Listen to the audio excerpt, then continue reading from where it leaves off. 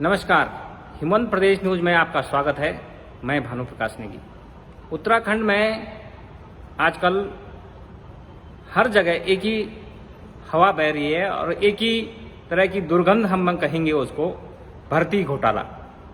चाहे विधानसभा में जो है बैकडोर भर्ती का घोटाला हुआ हो, चाहे बंद रोगाओं की भर्ती में घोटाला हुआ हो, हर जगह घोटाला घोटाला घोटाला ही हुआ। अब इस घोटाले को लेकर के जो परेशान है सबसे ज़्यादा वो है हमारा युवा वर्ग, और वो बड़ी मानसिक प्रताड़ना आजकल झेल रहा है।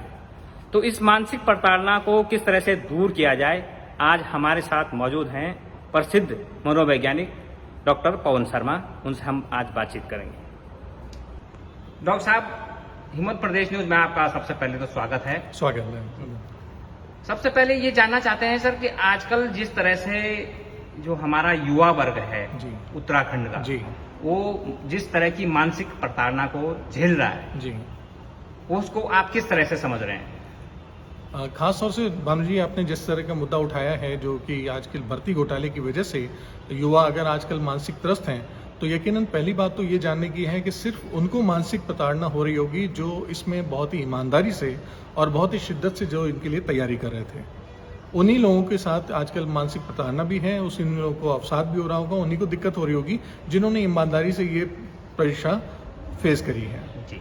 तो इसमें मैं उनको सिर्फ इतना बताना चाहूँगा कि हमारे जीवन में जब भी कभी ऐसी घटनाएं आती हैं, जब भी असफलता मिलती है, तो यकीनन हमारे पास उदासी आएगी, परेशानी आएगी। इसमें जब भी आप उदासी की तरफ जाएंगे तो आपके पास वो डिप्रेशन की तरफ ले जाएगी और फिर ऐसा लगता है कि हमने ज़िंदगी में बहुत सारी चीज़ें खो दी। तो मैं आपके माध्यम से उन सारे युवाओं को ये बात बोलना चाहूँगा कि इसमें भी आप एक सकारात्मक पहलू देख सकते हैं जो कि आपको आगे आने वाले समय के लिए बहुत ज़्यादा ऊर्जावान कर देगा। वो इस तरह से होगा कि पहली बात तो आप ये देख लीजिए कि आपने ये परीक्षा उत्तीर्ण करी है, यानी आपने लाखों लोगों को जिन्होंने की परीक्षा दी थी उसमें से आप ईमानदारी से परीक्षा आपने पास करी, आपने उसके एग्जाम करे और आप उसमें से बाहर निकल आए। यानी ये बहुत बड़ी बात है कि आपके अंदर ये काबिलियत है कि आप परीक्षा उत्तीर्ण करने की अपने अंदर काबिलियत रखते हैं। हाँ, अभी नहीं हो पाया है मौका, कोई बात नहीं है, ये आने वाले कानूनी प्रक्रिया है, जब भी होना चाहेगा तो शायद तब होगा, हो सकता है तब आपको न्याय मिल जाए। लेकिन तब तक के लिए आपको ये बात तो मान लेनी होगी कि आपके अंदर ये काबिलियत है कि आप इस तरह के कई कॉम्पिटिटिव एग्जाम निकाल सकते हैं। तो जब तक ये न्याय आपको प्रक्रिया नहीं मिल पा रही है, जब तक ये प्रोसेस चल रहा है, तब तक मैं आपको ये कहना चाहूँगा कि अपनी उस ताकत को पहचानें, अपनी उस काबिलियत को पहचानें और बाकी दूसरे जो भी प्रतियोगी परीक्षाएं हैं उनके लिए अपना ध्यान करें और उनको निकालना शुरू करें, क्योंकि अब आपको ये चीज़ बहुत अच्छी मिल गई है कि जो आपको सबूत के रूप में दे रही है कि आपके अंदर वो काबिलियत है कि आप ऐसे प्रतियोगी परीक्षाएं उत्तीर्ण करने का मादा रखते हैं। अच्छा डॉक्टर साहब, इसमें सबसे पहले तो हम ये जानना चाहते हैं, जैसे कि हमारे जो युवा वर्ग है जी, कोई समझ नहीं पा रहा यार, हमने इतना जो है मेहनत करी, इतनी मोटी मोटी हमने किताबें पढ़ी, इतने सालों तक हमने कोचिंग करी, बिल्कुल, और तमाम हमने अपना पैसा भी लगाया, अपना जी, परिश्रम भी किया, जी, हम कुछ और भी नहीं कर पाए इस चक्कर में, जी, बिल्कुल, और अब इस तरह से हमारे साथ जो धोखेबाजी हुई है, जी हाँ, चाहे विधानसभा की हम बात कर ली जाए कि यहाँ पर जो है अध्यक्ष साहब कह रहे हैं कि हमारा अधिकार है, जी हाँ, इससे पहले भी कांग्रेस के समय में इसी तरह से हुआ है और जी, होता आया है जी, और हर जगह से घोटाले की ही बू आ रही है। जी, तो अब कई युवाओं को ये लग रहा है कि यार हमने तो जब पहले भी हम मेहनत करी है तो उसमें भी जो है हमें सफलता नहीं मिल पाई। जी, बिल्कुल। वर्तमान समय में उन लोगों को क्या करने की आवश्यकता है? देखिए, जो भी आप तैयारी कर रहे थे, जो आजकल युवा तैयारी कर रहे थे, ये एक तरह से कह लीजिए कि वो अपने ऊपर ही सब कुछ इन्वेस्ट कर रहे थे। जो भी उन्होंने ज्ञान हासिल करा है, जो नॉलेज हासिल करी है, वो तो उनकी अपने सेल्फ वर्थ के लिए है और वो काबिलियत उनसे कोई कभी भी नहीं छीन सकता है। हाँ, बाकी जो राजनीतिक प्रकरण हैं, जो प्रक्रिया होती हैं, जो कि घोटाले हैं या सरकार की चीज़ें हैं जिन पे हमारा कंट्रोल नहीं हो सकता, उन सब से दूर होकर के बेहतर है कि आप अपने भविष्य के ऊपर काम करें, अपनी जो वर्तमान स्थिति है इसको समझें, अपनी काबिलियत पे जोर दे करके बाकी आगे भविष्य के कामों में लग जाएं। मैं आपसे यही कहना चाहूँगा कि जब भी आपके ऊपर न्याय मिलेगा तो यकीनन आपके पास ऑप्शन आ जाएगा, तब आप एक ऐसे मौके पर होंगे कि आप चुन सकते हैं कि आपको उस प्रैक्टिकल वर्कशॉप में जो आपकी अभी पोजीशन है उसी को कंटिन्यू करना है या जो ये आपका निर्णय आपके फेवर में आया है उस जॉब को चुनना है। तब आपके पास एक चुनाव का अधिकार होगा। लेकिन अभी आपके पास सिर्फ ये काम है कि आप अपने भविष्य की तरफ ध्यान दें और इन राजनीति चीज़ों में ना जाएं जहां पे आपका मॉरल डाउन हो रहा हो। अच्छा डॉक्टर साहब, एक बात और आती है, ये तो जो परीक्षार्थी थे जिन्होंने परीक्षा दी जी। और उन्हें बाद में चला कि यहाँ घोटालेबाजी हुई है, पेपर लीक हुआ जी। है, धांधलीबाजी हुई है, हाँ। नकल कराई गई है, जी। लेकिन अब लाखों युवा हमारे ऐसे हैं बिल्कुल। जो अभी भी जो है परीक्षाओं की तैयारी कर रहे हैं। बिल्कुल। उन्होंने कोई परीक्षा भी इस तरह से अभी नहीं दी है। जी हाँ। कुछ परीक्षाएं जो है प्रोसेस में है, जी बिल्कुल, तो वो भी जो है अब मानसिक तनाव में आ गए हैं। यकीनन। तो उन लोगों के लिए क्या आपके पास किस तरह की सलाह है? मैं सिर्फ ये कहना चाहूँगा उन युवाओं से कि बहुत सारी परिस्थितियाँ ऐसी होती हैं जो कि आपके हाथ में नहीं है। आप सिर्फ अपनी तरफ से कोशिशें कर सकते हैं और उनका रिजल्ट आपके पास नहीं है, आप सिर्फ प्रयास कर सकते हैं। और अगर आप ये सोचते हैं कि इस तरह से ही दुनिया होती है, ऐसी ही दुनिया की छवि है और सारे लोग खराब हैं, तो ऐसा नहीं है। देखिए, ईमानदार लोग भी हैं, अच्छे लोग हैं, उन्हीं की वजह से आज दुनिया चल पा रही है। और ट्रस्ट एक ऐसी चीज़ है जो आपको हमेशा करनी ही पड़ेगी ना किसी पे। अगर आप अभी ट्रेन में बैठते हैं, विमान में बैठते हैं या बस में बैठते हैं, तो आपको अपने उस ड्राइवर पे भरोसा करना पड़ता है कि हाँ, ये हमें मेरी मंजिल तक लेके जाएगा, बगैर आप ये जाने हुए कि उसकी काबिलियत है भी या नहीं है। तो इस तरह से आपको ट्रस्ट तो जरूर करना पड़ेगा, क्योंकि आने वाली सारी चीज़ों में आपको कहीं ना कहीं दूसरों पे भरोसा करना पड़ता है। और ये भी विश्वास रखना पड़ेगा कि आज आप हिंदुस्तान के न्यायपालिका, लोकतंत्र और जो नियम कानून हैं वो सच्चाई को बाहर लेकर आते हैं। भले ही थोड़े समय की परेशानी होती है, इसलिए हम आपसे ये कहना चाहेंगे कि उन परेशानियों का हिस्सा ना बनिए, बल्कि आप एक दूसरा रास्ता देख करके समाधान देखें और आगे बढ़ जाएं। जब उसका रास्ता कुछ आगे खुलेगा, तब आपके पास कुछ ना कुछ उसको हमेशा कंपनसेशन मिल जाएगा। जी, एक सवाल है सर, हमारे समाज में लगातार, ये तो परीक्षाओं की बात थी, जी हमारे समाज में लगातार देखा जा रहा है कि एक बार लॉकडाउन के दौरान तो अपराध जो है मानसिक तौर पर वो थोड़ा कम हो रहे थे, भले ही लोग मानसिक प्रताड़ना में उस समय भी थे, जरूर, लेकिन अभी देखा गया है कि ग्राफ बढ़ गया है, बहुत बढ़ गया है। जी हाँ। तो अब किस तरह से जो है इसको जो है जैसे घर परिवार में या जी।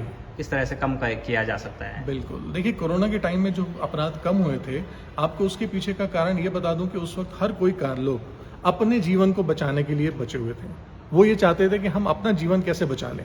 हर कोई इस डर में जी रहा था कि मेरी जिंदगी का क्या होगा, मेरी जिंदगी का क्या होगा, मेरी जिंदगी क्या होगा। इसलिए अपराध जैसी चीज तो उसके दिमाग में आने की नौबत ही नहीं है, क्योंकि उस वक्त तो वो अपने सर्वाइवल पे बात कर रहा था। और आज जब उन चीज़ों से उबर आए हैं और जब उन चीज़ों से आगे बढ़ गए हैं, तो यकीनन फिर वही बात आ गई है, रोजगार है नहीं है, घर के लोगों से झगड़ा, घर के लोगों के साथ तनाव और आपस का मेल मुटाव और बड़ों की बात सुनना या न सुनना। और उसके बाद आजकल देखेंगे, जब तक कोरोना काल था तब तक लोग डिजिटल इतना ज़्यादा इन्फॉर्मेशन ले ली है कि आज वो अक्सर असल जीवन में उसके साथ तालमेल नहीं बिठा पा रहे हैं। इसलिए आज की तारीख में आप देखेंगे किशोर, खासतौर से जो 9th और 10th के बच्चे हैं, उनके पास आज तक माँ बाप के साथ बहुत ज़्यादा क्लैश हो रहे हैं। माँ बाप उनको समझ नहीं पा रहे हैं, उनकी मानसिक परिस्थिति को, क्योंकि वो समय से पहले युवा होते जा रहे हैं और उस वजह से उनकी सोच, उनकी मानसिकता ऐसी हो रही है जो कि अपने माँ बाप, अभिभावकों को ही चुनौतियाँ दे रही हैं। तो मैं आपसे यही कहना चाहूँगा कि अब जब ये मौसम आ गया है, जब अब मौका खुल गया है, तो बेहतर है कि संवाद की स्थिति में लाई जाए, बात करें, ताकि अपराध को जैसे कम चीज़ें कर पाएं। क्योंकि जब भी आप देखेंगे कोई भी अपराध करता है, हमेशा उसके साथ प्रॉब्लम ये होती है कि उसको लोग समझ नहीं पा रहे हैं, उसको अपनी बातें कहने का मंच नहीं मिल पा रहा है। अगर वो अपनी बात किसी से कह पाता है या अपनी भड़ास कहीं से निकाल पाता है, तो आप देखेंगे उसकी आपराधिक प्रवृत्ति कम हो जाएगी। इसी तरह से मैं आपके माध्यम से अभिभावकों को भी बोलना चाहूँगा कि अभिभावक अपने बच्चों के साथ बैठ करके क्वालिटी टाइम दें और उनके साथ शब्दों में बात करें बजाय कि डिजिटली। अगर आप शब्दों में बात करेंगे तो आपको पता चलेगा आपके बच्चे कौन सी परेशानियों से जूझ रहे हैं और संभावित परिणाम वो आपसे जान पाएंगे। बेहतर होगा कि वो समाधान आपसे मिले, ना कि कहीं बाहरी तत्वों से, क्योंकि जो बाहरी तत्वों से मिलेगा वो यकीनन हानिकारक होगा या लाभदायक होगा। ये बच्चे इतना जल्दी असरकारक नहीं पहचान पाते हैं और वो कहीं ना कहीं गलत हरकतों में लिप्त हो जाते हैं। सर, एक बात फिर से मैं भर्ती घोटाले परीक्षा या मतलब जो जिस तरह से बैकडोर की भर्तियां हुई है उस पर आना चाहूँगा। जरूर। कि जैसे कि राजनेता कह रहे हैं कि ये हमारा अधिकार है और हम इसको कर सकते हैं जी। चलो ठीक है, वो बात तक ठीक है, वह अधिकार है, बिल्कुल। लेकिन उसमें अपने लोग और अपने जो है जो जिनका जो है पहुंच है, जिनकी पैंट वहां तक हो पा रही है, हाँ। जो अपनी जो है वहां पर पैंट लगा पा रहे हैं, वो वहां पर व्यस्त हो जाए जी। तो क्या मतलब आपको लगता है कि ये राजनेता भी जो है मानसिक जो बीमारी है उससे ग्रसित है?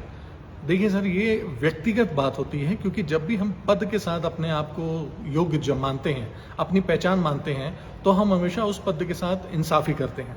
लेकिन जहां पद के पे हम व्यक्तिगत चीज हावी पड़ जाती है, हम अपने जो निजी हित हैं उन पे काम करना शुरू कर देते हैं। तब हम देखते हैं कि हमारा क्या, मेरा क्या, मेरा क्या, मेरा क्या। तो वो मेरा जब बड़ा हो जाता है तो हम अपने परिवार, अपने दोस्त, अपने मित्र, अपने संबंधी उनको लाभ पहुंचाना शुरू कर देते हैं और वहीं पे हमारा देश हित या राज्य हित या समाज हित कहीं ना कहीं कम हो जाता है। इसलिए अगर हमारी पहचान उस वक्त एक जिम्मेदार पदधारी के रूप में होगी कि हम एक पदाधिकारी हैं, हम एक राजनेता हैं या हम एक अधिकारी हैं, तो यकीनन इस तरह के कभी भी कदम हम नहीं उठा पाएंगे, क्योंकि हम उस नियम, उन संविधान का पालन कर रहे होंगे। ये सिर्फ इस वजह से हो जाता है क्योंकि हम अपनी पहचान, जो कि हमारी एक संवैधानिक और एक राज्य के नागरिक होने के लिए है, वहाँ कम होकर के हम निजी हित पे थोड़ा सा ज़्यादा ध्यान देते हैं। इसलिए हमारी मानसिकता डावाडोल होती है।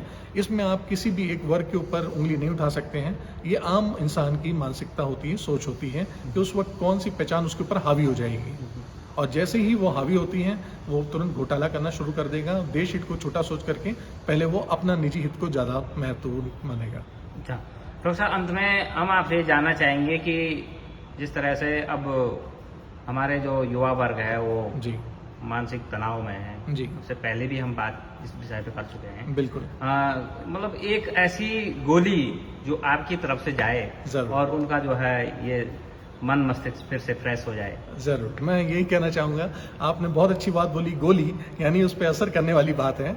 तो मैं आपको बता देता हूँ कि युवा के साथ सबसे ज़्यादा चुनौती ये आती है कि जो भी वो प्रोग्राम कर रहे हैं, यानी जो भी वो कंपटीशन का एग्ज़ाम दे रहे हैं या जिस पद के लिए भी आवेदन कर रहे हैं, उनके साथ सबसे बड़ी जूझती होती है कि उनकी अपनी सेल्फ इमेज, यानी स्वयं की छवि उस अधिकारी के रूप में ना देख पाना। इसलिए कई बार वो अपने गोल को अचीव नहीं कर पाते हैं। तो मैं आपके माध्यम से ये कहना चाहूँगा कि जितने भी हमारे युवा हैं, कोई कॉम्पिटिटिव एग्जाम का काम कर रहे हैं, कोई प्रतियोगिता परीक्षा दे रहे हैं, किसी बड़े पद के लिए तैयारी कर रहे हैं, इंटरव्यू के लिए तैयारी कर रहे हैं, तो वो सबसे पहले तो अपनी आत्म छवि पे काम करें। अगर वो आत्म छवि अपने आप को उस पदाधिकारी, उस रोल के रूप में देख सकते हैं, तो यकीनन आपके अंदर वो कैरेक्टरिस्टिक, वो बिहेवियर, वो आइडेंटिटी मैच हो जाएगी और बढ़ेगी, जिसकी वजह से आप वो पद को ज़्यादा दूर नहीं रह पाएगा आपका, और आप वो तुरंत काबिलियत लेकर के हासिल कर लेंगे। आपकी सबसे ज़्यादा समस्या वहाँ आती है जब आप खुद के साथ पहचान नहीं कर पाते हैं, जब आपको वो पद आपके लगता है कहीं दूर। जैसे हमने एक आपको पहले भी उदाहरण बताया था कि हमने आपके साथ जब काम करा स्टूडेंट के साथ, हमने उस IAS के कॉम्पिटिशन की बुक को, उसमें से कवर पेज हटा दिया जिसमें IAS की तैयारी लिखा था, और उन्होंने कहा ये एग्जाम के क्वेश्चन है, इनको सॉल्व करो। तो देखा गया कि उन बच्चों ने ज़्यादा अच्छा काम करा जिन्होंने कवर नहीं पढ़ा था, क्योंकि अब उनके मन में IAS के नाम का जो बड़ा सा डर था वो नहीं था, सिर्फ उनको लग रहा था ये आमतौर पे क्वेश्चन है। इसीलिए मैं आपसे कहना चाहूँगा कि जब भी कभी आपके पास ऐसा कोई पद हो या किसी ऐसे कंपटीशन के लिए तैयारी कर रहे हो, तो आप उसको इतना बड़ा ना सोचें, क्योंकि वो सारी चीज़ें किसी न किसी मनुष्य ने हासिल करी हैं, और आप भी वो सारी गुणवत्ता रखते हैं कि जो आप हासिल कर सकते हैं। अपने आप को उस रूप में देखेंगे, आपका गोल वो तुरंत ही आपके पास उपलब्ध हो जाएगा। डॉक्टर साहब, आपने बहुत अच्छी जानकारी आज हमारे युवाओं को दी जी, और आप हमारे चैनल पे आए, आपका धन्यवाद। धन्यवाद। मैं आपके माध्यम से भी युवाओं को बहुत बहुत शुभकामनाएं दूंगा और उनके सुनहरे भविष्य की कामना करता हूँ। नमस्ते। तो ये थे हमारे साथ प्रसिद्ध मनोवैज्ञानिक डॉक्टर पवन शर्मा, जिनका साफ तौर पर ये कहना है कि जिन युवाओं के साथ इस तरह की गुस्ताखी जो दलाल टाइप के लोग हैं उन्होंने करी है, आप निराश न हो। कोई भी पद जो है बड़ा और छोटा नहीं होता है। आपके जीवन में बहुत अच्छे पल और आएंगे, फिर से मौके मिलेंगे, आपको बिल्कुल भी निराश होने की आवश्यकता नहीं है। भानु प्रकाश नेगी, हिमंत प्रदेश न्यूज, देहरादून।